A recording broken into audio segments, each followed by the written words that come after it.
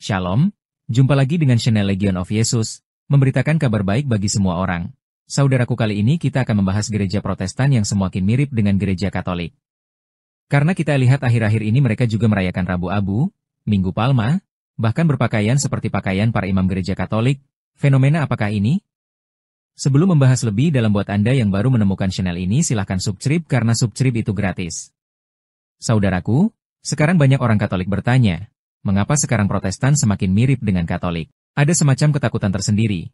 Jangan-jangan nanti gereja Protestan dikira gereja Katolik, termasuk dalam hal-hal tertentu, misalnya penggunaan pakaian yang sudah sangat mirip.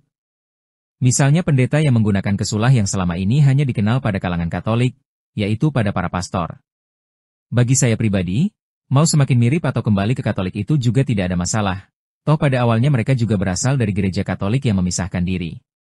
Hal tersebut yang akan kita bahas pada kesempatan ini, mengapa gereja Protestan kelihatan semakin mirip dengan gereja Katolik. Yang pertama yang akan kita lihat adalah praktik ibadah di Protestan yang merupakan warisan dari gereja Katolik.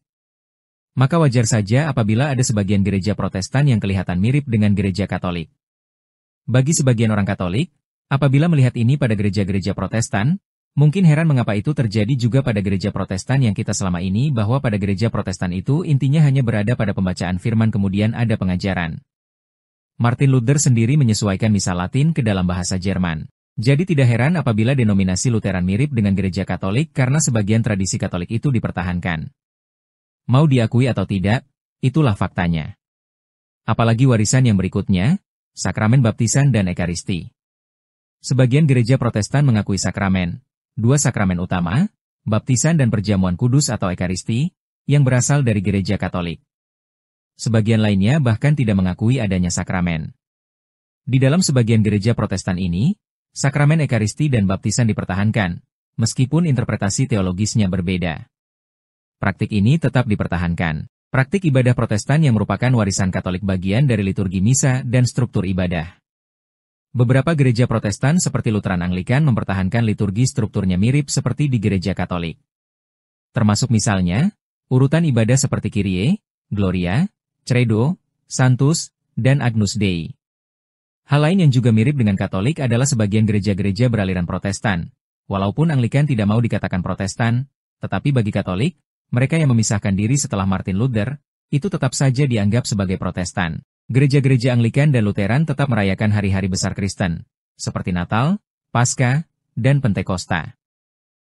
Sekarang ini sudah ada Minggu Palma, sudah ada Rabu Abu, sudah ada Kamis Putih, Jumat Agung, Sabtu Suci, dan kemudian Minggu Paskah. Itu semua adalah tradisi dari gereja Katolik yang diwariskan dan dipertahankan di dalam gereja Protestan.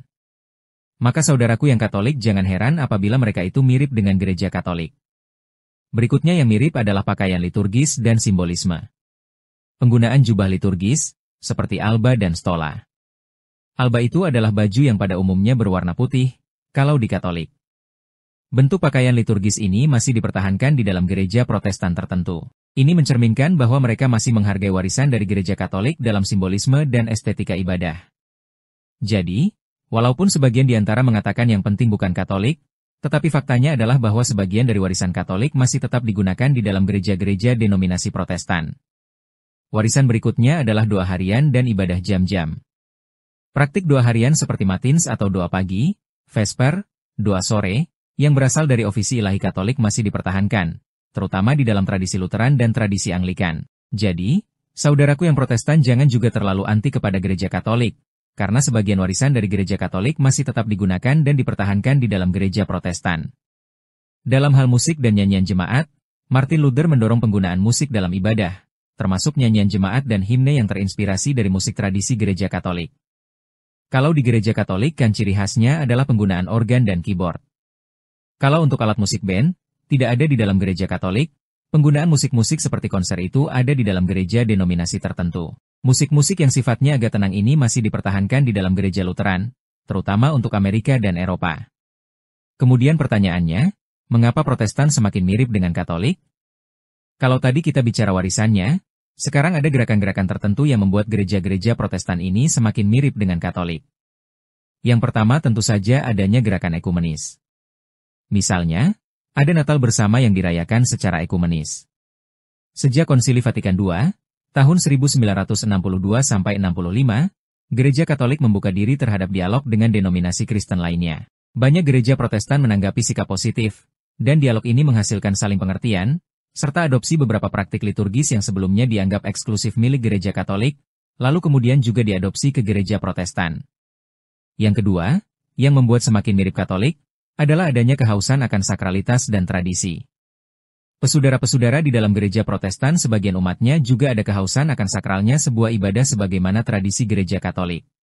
Banyak gereja Protestan modern, khususnya evangelikal, merasa bahwa ibadah mereka sudah terlalu formal atau terlalu duniawi, kehilangan sifat-sifat sakralnya, sehingga ada kehausan untuk kembali ke selera asal. Kemudian, beberapa jemaat mencari sesuatu yang lebih sakral, artinya selama ini ibadahnya dianggap tidak sakral, dan mereka melihat liturgi Katolik seperti penggunaan lilin, busana liturgis, kalender gerejawi, dan simbol-simbol sakramental sebagai sarana memperdalam spiritualitas. Dari sekian orang yang berpindah dari gereja Protestan ke gereja Katolik, rata-rata mengatakan mengalami kedalaman sakralitas dari sebuah perayaan Ekaristi dibandingkan dengan pada gerejanya yang awal, yaitu gereja Protestan. Ketika dia masuk ke gereja Katolik, dia benar-benar merasakan suasana yang lebih sakral, lebih hikmat berada di dalam gereja Katolik. Kemudian masalah reformasi liturgi internal. Pertama, gereja Anglikan, Lutheran, dan beberapa Metodis, memang sejak awal memiliki unsur liturgis yang serupa dengan Katolik. Sebagaimana tadi yang saya sudah sampaikan di depan, warisan dari gereja Katolik. Seiring dengan waktu, beberapa gereja Protestan, yang biasanya lebih sederhana ibadahnya, mulai mengadopsi kembali bentuk high church yang lebih ritualistik, termasuk misa dengan ekaristi mingguan.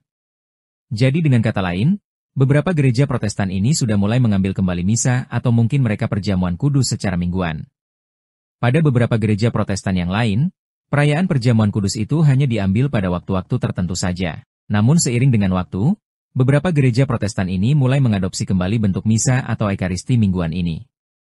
Berikutnya, penerbitan buku liturgi bersama. Di negara Amerika misalnya, atau juga di Eropa, misalnya Common Lectionary dan Revised Common Lectionary dipakai lintas denominasi Katolik, Lutheran, Episkopal, dan Metodis membuat siklus bacaan Alkitab yang hampir sama. Dalam hal ini berarti kalender liturginya mirip. Sebagaimana yang saudara harus ketahui bahwa misalnya di gereja Katolik, di seluruh dunia pada hari Minggu tertentu bacaannya sama, bacaan pertama sama, bacaan kedua sama, bacaan Injilnya juga sama, di seluruh dunia dimanapun gereja Katolik itu melaksanakan misa pada hari yang sama. Hal ini sudah mulai diadopsi kembali pada gereja-gereja Protestan tertentu. Semoga apa yang kami sampaikan bermanfaat bagi Anda dan menambah pengetahuan Anda. Silahkan share kepada orang yang Anda kasihi sehingga kami semakin bersemangat memberitakan kabar baik bagi orang lain. Tuhan Yesus memberkati kita semua. Demi nama Bapa dan Putra dan Roh Kudus. Amin.